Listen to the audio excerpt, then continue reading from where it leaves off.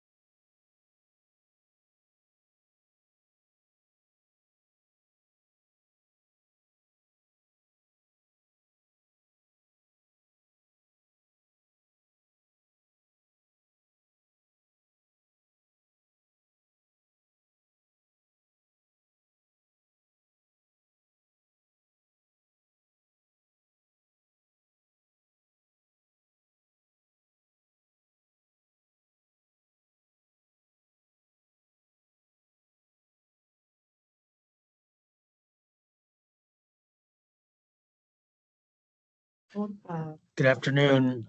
We're going to give just a couple more minutes just to let folks who might be a little late, given that it's an important topic today. So just hold tight. We will be getting started very shortly.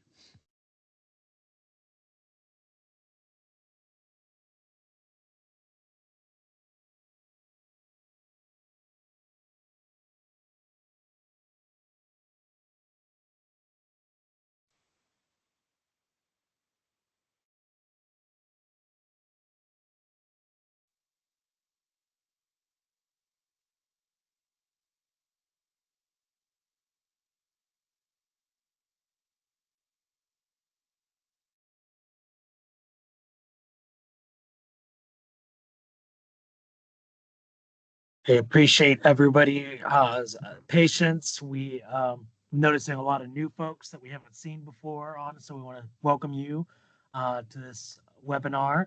We're going to get started here now. Um, my name is David Darm. I'm the Executive Director of the Commission for the Transportation Disadvantaged. Had the pleasure of being in this role, overseeing this program. I want to thank all of our commissioners who are attending, as well as our CTC's planners, our staff, and anybody who's new to our program. Thank you for being here today. The purpose of today's discussion is to provide an overview of the new legislative requirements that came down this past session, dealing with specifically reporting adverse incidents related to paratransit services. We will also be providing an overview of some proposed procedures that is a part of the requirement in this legislation. So we will go through that, and then we will conclude this workshop with a public input, public comment segment. So we'll give instructions on that piece when we get there. So, but first off, let's go through some of the meeting rules overview before we get into the presentation itself. This is a public workshop, so we are being governed under the Sunshine Law. No action is being taken here today. So commissioners, that if you are on, please do not communicate with other commissioners through private chat box. That this is going to be staying within the sunshine, needs to stay open. Now we are, of course, appreciative of everybody in the public for participating, but our primary audience today are focusing on community transportation coordinators, or CTCs, and public transit providers that will be impacted by this new legislative requirement dealing with adverse incidents. So We welcome, of course, all public feedback. If you are a planning agency or you're representing local coordinating boards, certainly have a role to play in the discussions here, but we are focusing particularly on the CTCs and the transit agencies because this requirement is specific to them and to us as a commission dealing with the procedures. As I mentioned, this is a public workshop, so we are recording this session. We will be posting the recording shortly after this on our website, as well as we'll have the PowerPoint presentation, a copy of that being posted on the website as well very shortly after this meeting. For those who are interested in speaking today, especially if you are on the webinar, we encourage you to use the chat box. So even as the presentation is going, if you have a question or comment that pops to mind, feel free to use the chat box, and our staff will be looking through that as it goes. And if this is a message to our team, if you see a question that's pressing, that's worth interrupting the presentation, let me know, but we will try to get to as many of the questions as possible by the end. Also, just to let everyone know that the questions, the feedback we get today is regarding the adverse incident procedures that we're proposing, as well as the impact of the legislation. We will not take or comment on, respond to comments on other matters for commission business. This is just simply to be focusing on this a specific legislative requirement. With that, I will go ahead and go into now the presentation. We'll start with an overview of the legislative session of Florida Legislature.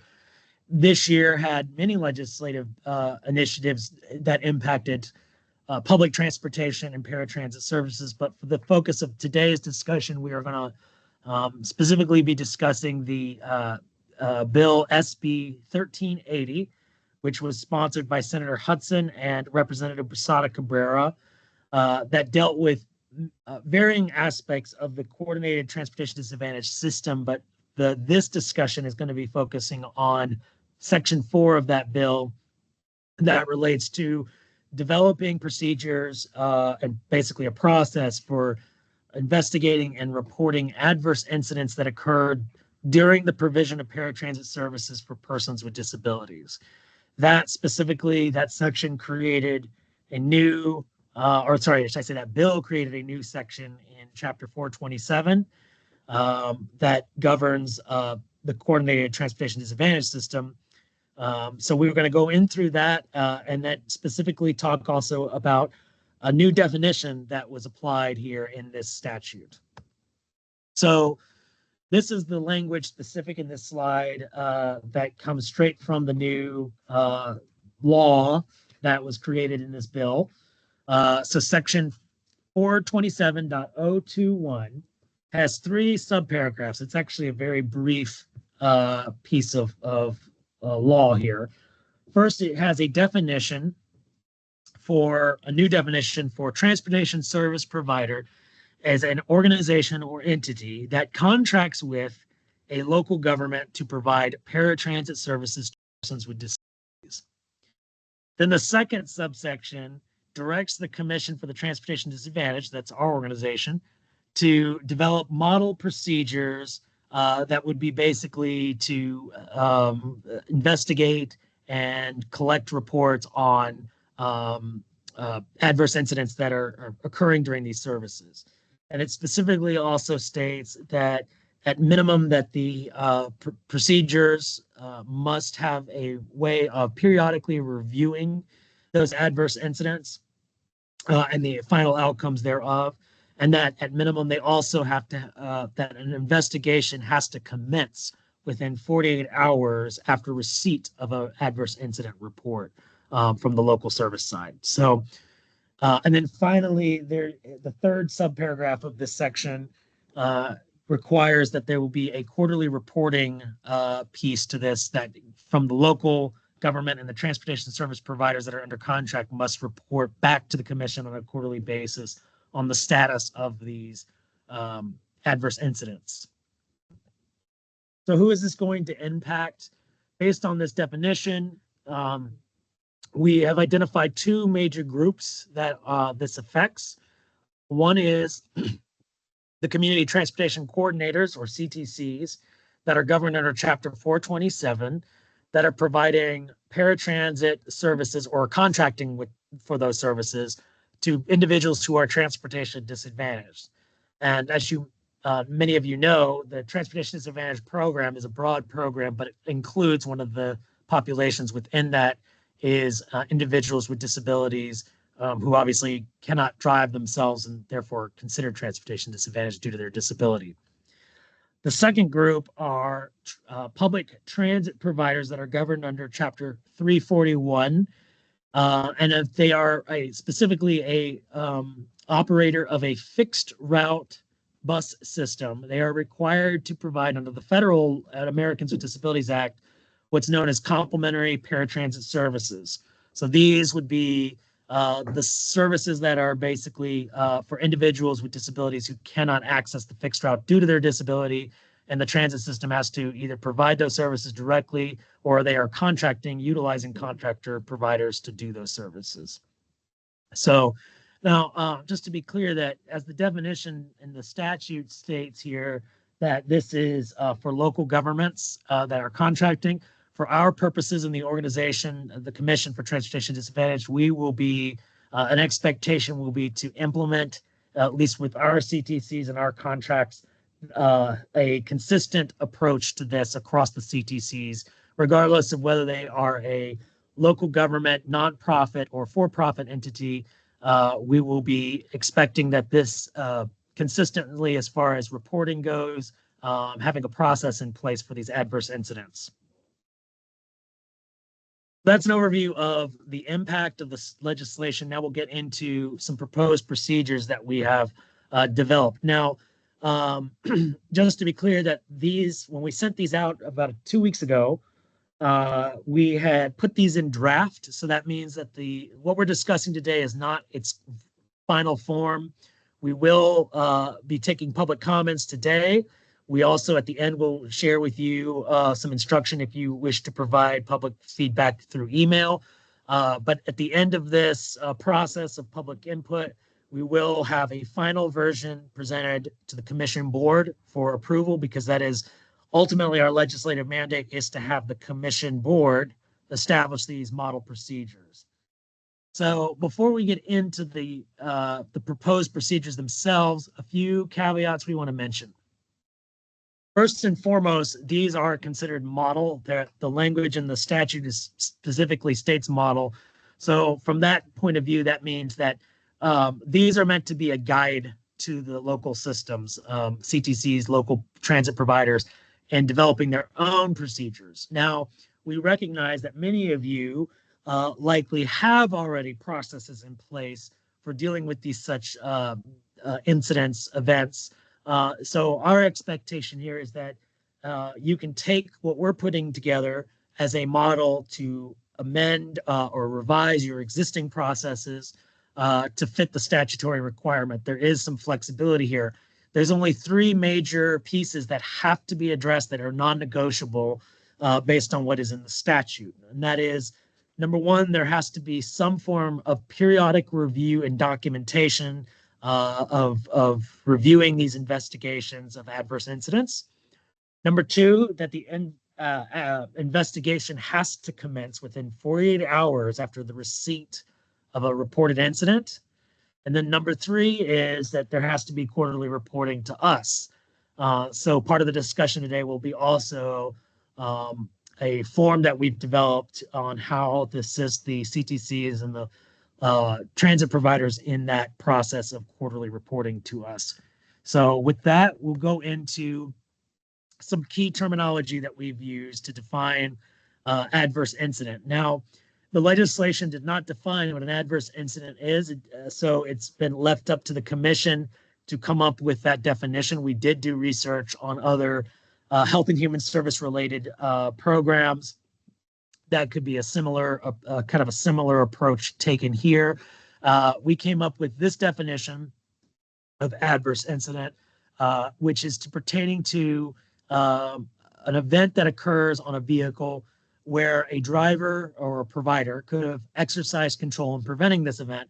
That leads to one of 2 or both scenarios, which is one is the an injury that requires emergency medical services, or a law enforcement, like an altercation that occurs where law enforcement must be involved. Again, these are our proposed model procedures, so there could be some flexibility in how an adverse incident is defined from the local standpoint.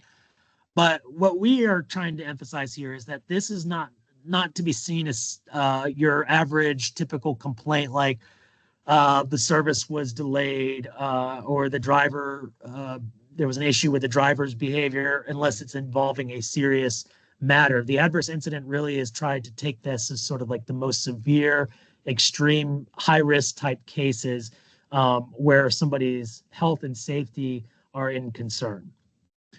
The other definition that we have in our proposed procedures that's worth mentioning here is we're recommending that systems identify an adverse incident manager.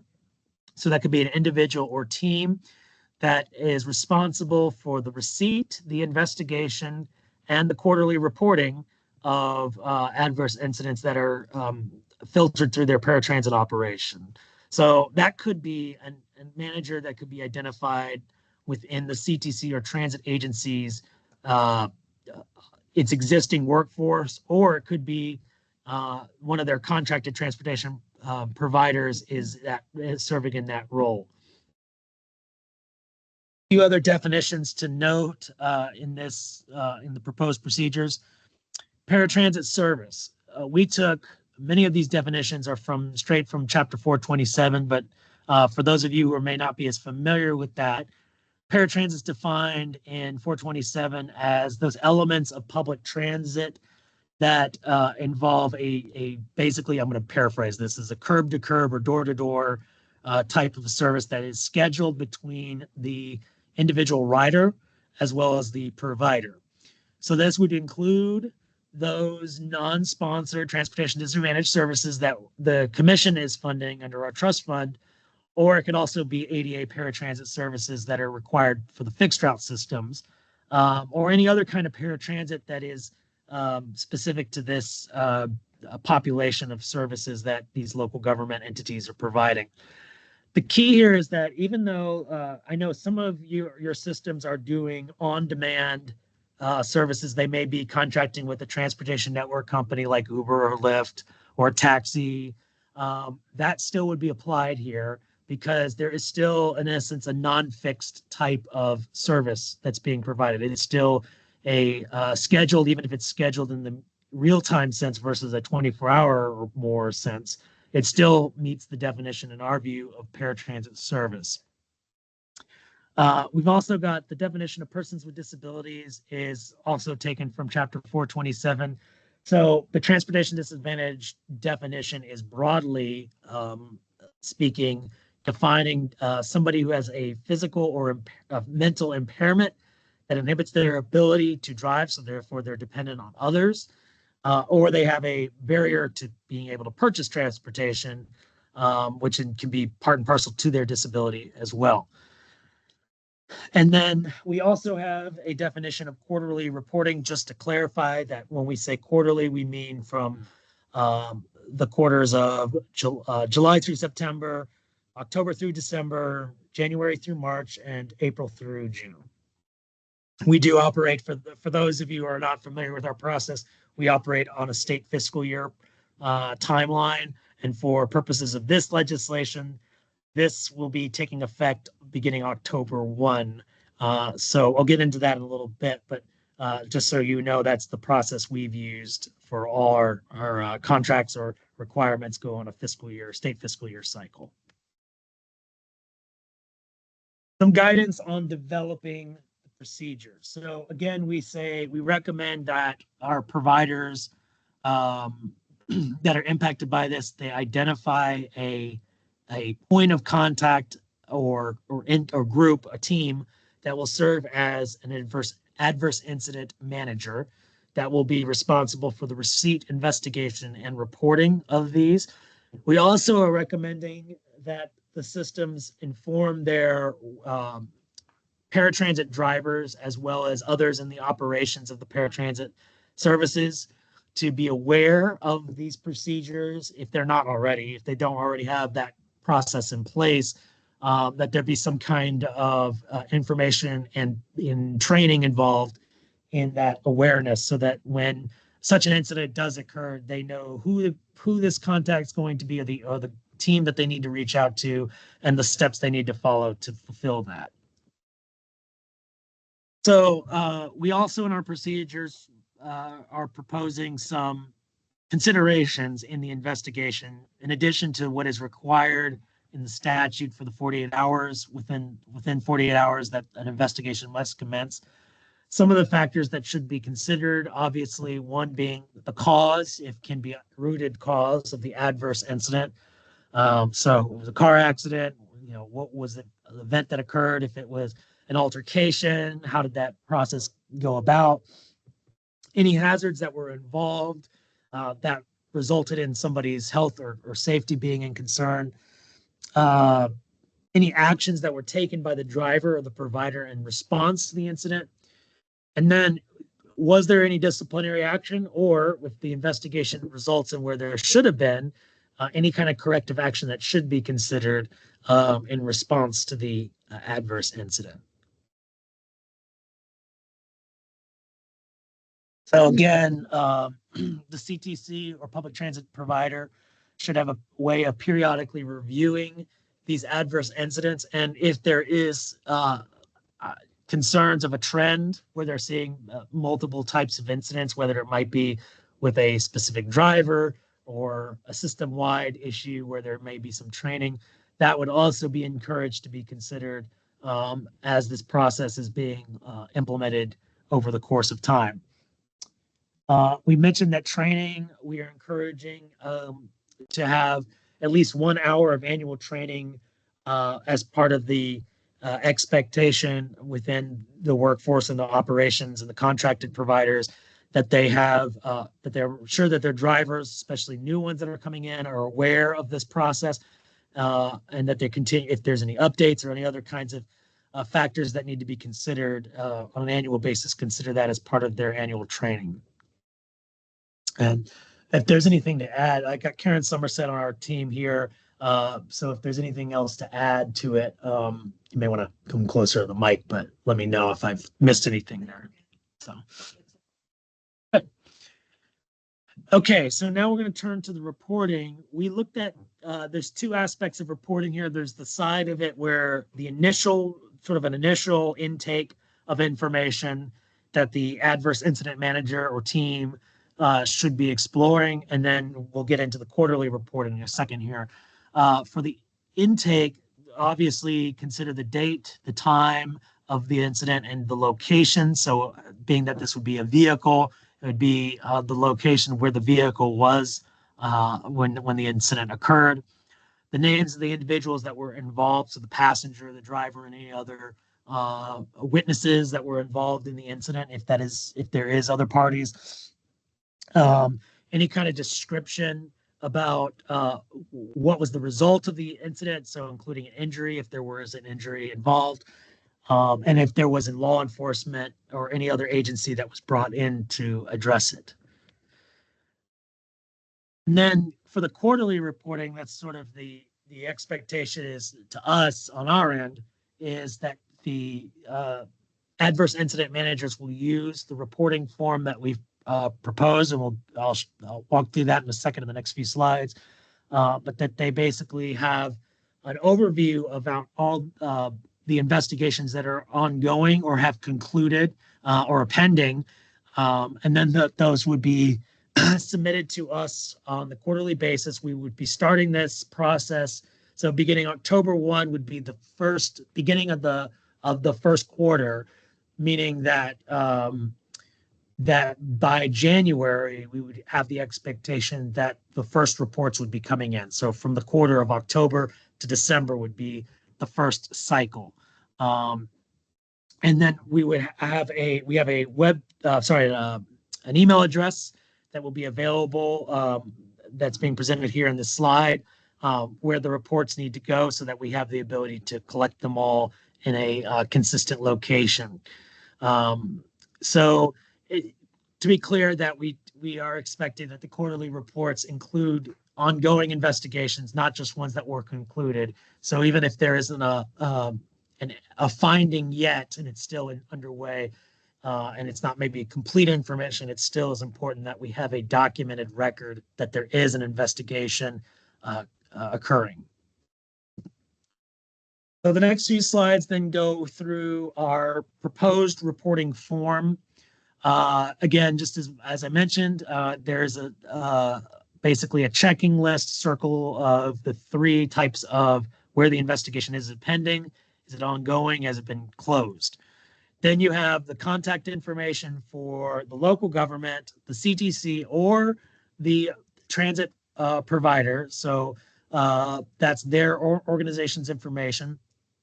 If they do not have a contracted provider, then they don't have to answer necessarily the fields of questions if this is just within their own operations. But we've created a information section for if there is a contracted provider to fill that out. Then it gets into the persons that are involved. So that would be, if I'm not mistaken, that's the names of the passengers, the drivers, and anybody else that was involved in the incident. Then we have information about what the incident entailed. So what kind of incident occurred? Was it an accident? Was it involving law enforcement? We have a field of information about what kind of agency was involved, whether it's emergency medical services or law enforcement. And then at the bottom, you have a section of description, basically a narrative for what occurred to the event and the investigation. So finally, then we have, if there was a conclusion to that, was there any recommendations of how that was resolved, corrective action that was taken? And then the final field is for the person that's filling this report out can fill in that field to basically who it was. So that is an overview of the last piece of this presentation is then our timeline for implementation. So we are moving on a pretty quick timeline here. I think it's important to emphasize again that for our purposes, that for the legislation is to develop these as model procedures. So our local systems have the ability to adjust their own procedures, their own processes in place. We are here to be able to provide support where needed or technical assistance where needed on this. But for the immediate sense, we need to, if there's any feedback on our model procedures, we need that information, that feedback today in this workshop, and as well as you can submit it to email. We are collecting that until September 6th, so that's, I believe, next Friday. Please use the email address that is provided here. I gotta read it. For those of you who are on the phone who cannot see, the address is FLCTD Adverse Incident Report at dot.fl.us.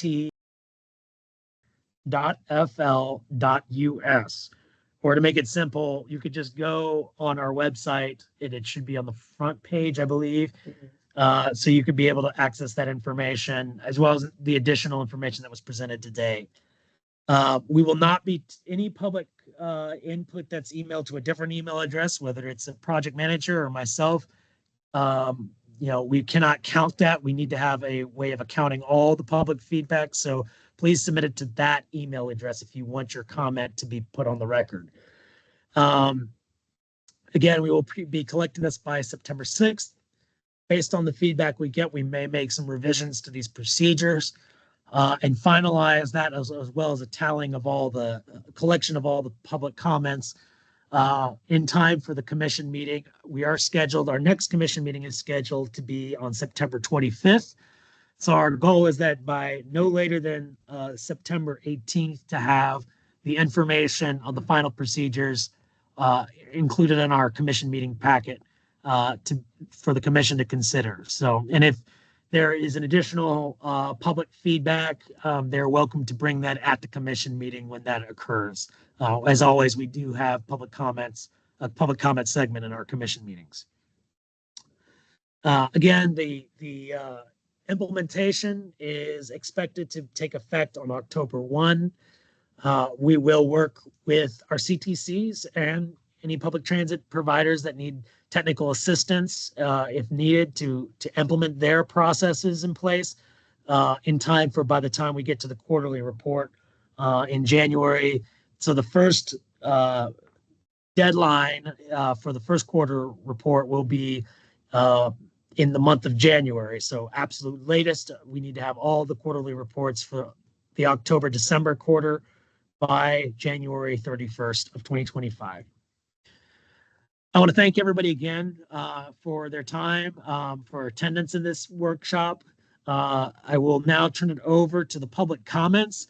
We are going to be timing just for the sake of being sure we do have plenty of time. We are scheduled to go till 4. So, but we do ask that you try to keep your comments to 5 minutes. So at this, because we have an hour and a half, I won't hold a specific clock on you, but just please try to keep your comments as succinct as possible. When you introduce yourself, please state your name, the organization you represent, and then of course your comment or question that you have about these procedures. I can't promise that we will be able to answer all questions. So if we can't answer it, we'll try our best to get back a response in time for by the time we get to the final procedures being posted. So with that, I'll turn it over to the team. Is there anybody in the chat box? Yes. Okay. Ross Silvers wants to make a comment. All right, Ross, you have the floor. Please unmute. Thank you. Good afternoon, everyone. This is Ross Silvers with the Pinellas CTC at PSTA. So first of all, David, thank you very much for kind of clarifying about these being a model. I hadn't picked that up in reading the materials and would really encourage staff to take kind of a comprehensive look at the written materials to kind of work that model concept in, because I don't think it's in there right now. So for example, as you said, all of us do have already a form and a process for reporting incidents, whether it's DOT reportable or not. And there's different criteria for that. So could we make sure that our form and process includes all the data points that are on the model form you provided, and then you all could basically approve that form for use? That's a suggested consideration for you. Okay, so the next comment is you talked about whether one or more incident managers would be there. I do recommend including there be more than one for everyone, because if one person is away out of town, you always have someone else, whether it's multiple people or a team. I think it'd be very helpful. Similarly, in terms of the model concept, is in terms of the training, trying not to get more prescriptive on that than necessary. For example, we all already do training related to safety, security, incident reporting. Having an additional hour just for this would be really excessive, never mind expensive. So I really think that's unnecessary. So as long as the content is included and the message is delivered, I think, we can find a way to do that effectively in our training that we're doing now. Okay, next major area is looking at the definition that you all are using related to paratransit service. So this definition is not only in 427, it's also in 1490. And so it's really important to know that, as I know you all at the CTD are aware, that 1490 has a draft update that they've been working on for years, a big cross-functional team. And that draft is supposed to address TNCs, which it does not now. So I would really recommend holding off on applying your definition here to TNCs and our quote unquote on-demand service until those new 1490 that clarifies how TNCs will be covered by the state has been released and approved. And of course, the reason for this, as you know, is that on-demand service for people with disabilities is just a tremendous value for them in terms of independence, self-determination, and inclusion. And to be perfectly honest, not only for adverse incident reporting, but all the other things they're going to have to come up with and develop according to state law will most likely preclude our use of TNCs in the future, if that's included at this time. So those are the major points I wanted to cover. I will be sending in some written comments as well to address some more specific things. Just to give you a little teaser, you use the word agency in some places. Agency is not defined. I would just stick with transportation service provider. And similarly, kind of deleting all references to kind of who is being the person to provide information. You've already got the designation of the manager, and I'd kind of allow that, that adverse incident manager be the person to figure out who needs to fill out the form or not. Okay. And I think I can stop there. Thank you. I just haven't had time to get back to her, and right now I'm sitting in this meeting. Very good feedback, Yeah, Ross. so Thank you. I will get back to her tomorrow.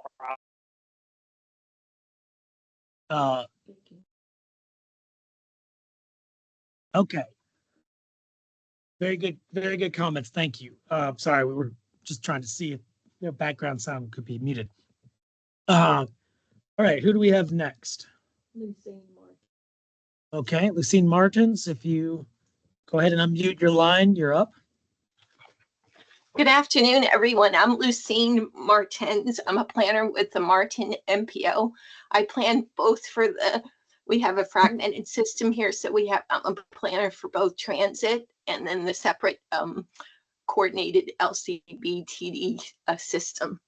I have a question about the model guidance and how that would be incorporated as a template / formatted verbiage in our future TDSP documents, whether there be major updates or annual updates. So there's a uniformity of that verbiage. So it's just set in stone and everyone has the similar kind of verbiage or model in their TDSPs.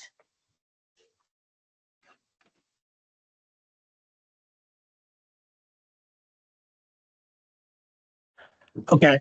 Thank you, Lucy. So could you just restate it one more time? So you're make sure we understand your question is, could this be once this process is in place, this model is established by the commission, that there is some kind of way of having that reflected in the TDSP from the local service side?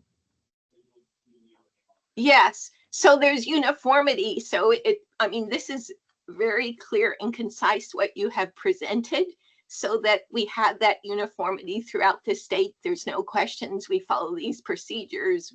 We have that team that reviews adverse incidents. It's just a given, and it just helps with uniformity of having, right now, we don't have a template for the actual TDSPs. That's a whole nother discussion or topic, but just this one element would help us as planners, as transit providers, to have a consistency across the board. That's all I'm just suggesting. Thank you. Okay, great. Do we have any other? Terry Jordan. All right, Terry Jordan. Good afternoon, everyone. Once again, great presentation. I have just one quick and simple question for the quarterly report. If there are no actual incidents, do we do kind of like we do with the charter report and send something saying no incidents, or do we not report at all?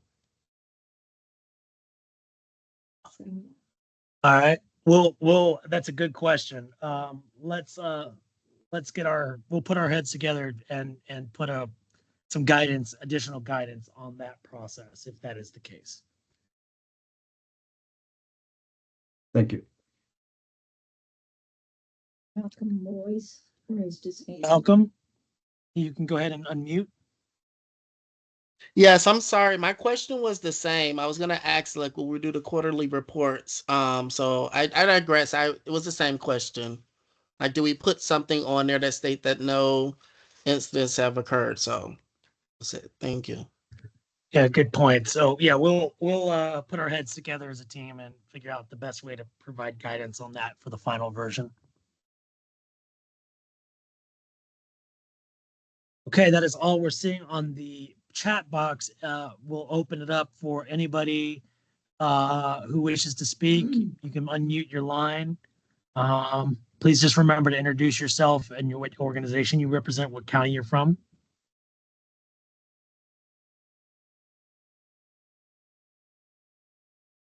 If there is anybody on the phone, I believe it's *6 to unmute your line if you are on the phone and wish to speak.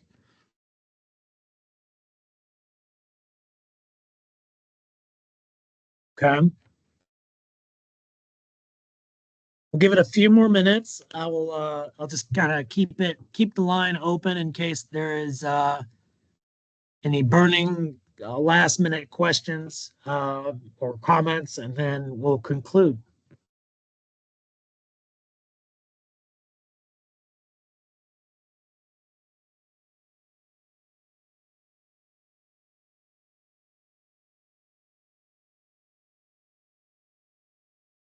Okay, we're seeing Bruce, if you can introduce yourself and what organization you represent. Yes, Bruce Granai with MB Transit, Gainesville, Florida. My question is, when and where will these forms be available? Good question. The forms right now, the proposed forms you can find on our website. So just best way to do it is just Google Commission for the Transportation Disadvantaged. On the home page of that website, you will find adverse incident reports. You can go ahead and pull that up, all the material there. And then when we finalize it, we'll also put it on our website. We'll send out an email. Are you on our email listserv, or if you want, you can, I can get you can just email us if you to request to be on that. We can make sure that you're included. Okay, I appreciate that. Mm-hmm. Okay, Virginia, you can go ahead and unmute. Good afternoon, Virginia Whittington. I'm with Metro Plan Orlando, and we are the DAPA for the Orange, Seminole, and Osceola County Joint TDLCB. My question is, since the reporting is between the CTC and the CTD, what responsibility does the LCBs or local coordinating boards have? And then especially since we are the ones who are doing the designations of the CTCs, what are the consequences of not reporting? Or are there any? Right now, okay, so that as far as the legislation goes, this is directly directed at the commission to develop the model procedures and for the CTCs to develop their own process that meets the statute. There is no direction or expectation of the LCBs. Now, that doesn't mean that the LCBs can't play a role in discussing that process if the CTC and the planning agency want to present this as an update, as if they've made any changes to their process, or if those quarterly reports come in. Once they start coming in, if the CTC, the planner, and even the commission wishes to have those be discussions at the LCB, that's certainly a possibility. But for the purpose of this discussion and this requirement, it is not specific to dealing with the LCB process. There's not an expectation here in the legislation. Your other question was about a consequence. At this stage, there's no discussion we're having on any kind of a penalty or discussion on a corrective action. Right now, we're just simply trying to create a process that meets the legislation, and there's an accountability, transparency mechanism of tracking and reporting these types of incidents. So as time proceeds, well, I'm sure we will, if we see trends or issues that where there's concerns, then we can certainly discuss that in the future. But for now, we're just trying to implement this legislation and create a process that's going to fulfill what its expectation is.